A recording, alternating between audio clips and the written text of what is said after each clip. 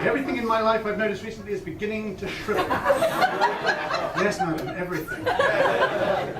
In fact, my mother used to tell me off always for playing with my John Thomas. Now I just play with my John. And my wife now has this wonderful game in bed. It's called Hunt the Stiffy. Ooh, yeah.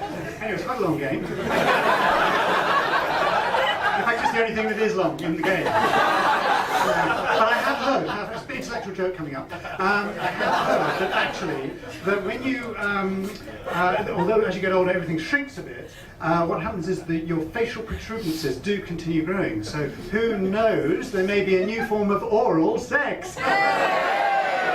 Talking of oral sex, I was chatting to my wife the other day and I said, you know, darling, have you noticed, and you'll recognise this, how a sneeze and an orgasm have the same sort of sensation? And she said, yes, but I find a sneeze so much more satisfying. Anyway, look, I've got an idea. I'm going to tell you a story, but I need your help in this, because this is a truly unbelievable story, but very sad. And I need your help in order to get the story really working and also to help me through it. So every time you hear me say, it was tough, I want you to say, my God, it was tough. Or if you don't know, my God! There's always one, isn't there?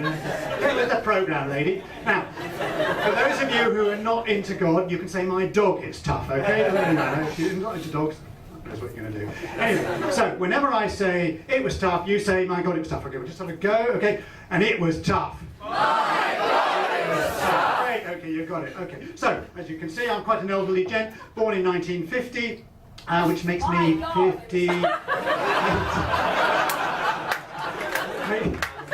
If I could see you, I'd swear at you, but I can't. So anyway, so it makes me 58, physically. Emotionally, I'm 13 and a half. Anyway, and I'm a baby boomer. I know a few of you in here, and most of you young people, you probably don't know where baby boomer comes from. Well, I'm going to tell you where baby, because I was born just after the war, and it was tough. My God, it was tough. Yeah, it was.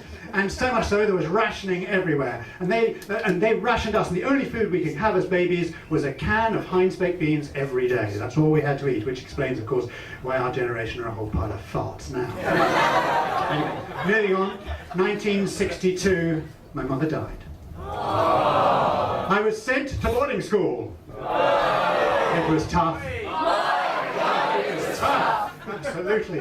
I was regularly caned. I mean, you know, I don't mean in the way of getting pissed. I mean, you know, across the bottom, the buttocks, beaten by prefects. Naked bottom. It was every night. It was heaven, hell. It was really, really awful. Anyway, 1963 came. It was a tough year. Tough, but I decided I wouldn't tell you about 63, except for one thing. The erstwhile Harold Macmillan, do you remember, our erstwhile Prime Minister, said to the British people, ladies and gentlemen, you've never had it so good. Well, I was... Good one, yes, anyway, it wasn't, you never had it so... Yes, never mind, now I'm off my stroke. Anyway, so he said, you've never had it so good, and I remember, 1966 I remember it was, I'm thinking, do you know, he was half right, because I never have had it. And there was free love in those days, 1966, those of you will remember. Free love. Well, I didn't get much free love, actually. I remember paying for it once, and I still didn't get much. Well, not true, actually. Glastonbury did quite well. But that sheep bitch left me afterwards. Actually, I should say you left me afterwards. So anyway, we had hard drugs. They were hard drugs, not these soft, chewy ones you have your headaches these days. Oh, no. Anyway, I had to make a decision. It was a tough decision. Tough decision. I decided I needed to become groovy. Yeah? All right, cool. Okay, but in my day it was groovy. And so I gave up Cubs and I went and became a mod. Okay, so I bought the Lambretta scooter, I grew my hair long, and I got the parka and the fur hood and everything, and actually I put the hood up, I remember, and I looked like Kenny, you know, from South Park. I sat on the scooter waiting for a shag.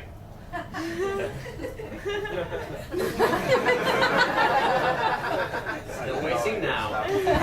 Anyway, 1969 was a really difficult year. I had to make a decision, ladies and gentlemen. I thought to myself, shall I carry on with this debauched life, or shall I go and join society properly? And I decided I would, and what I did is I went to university and I studied archaeology, and the rest, as they say, is history. Thank you very much.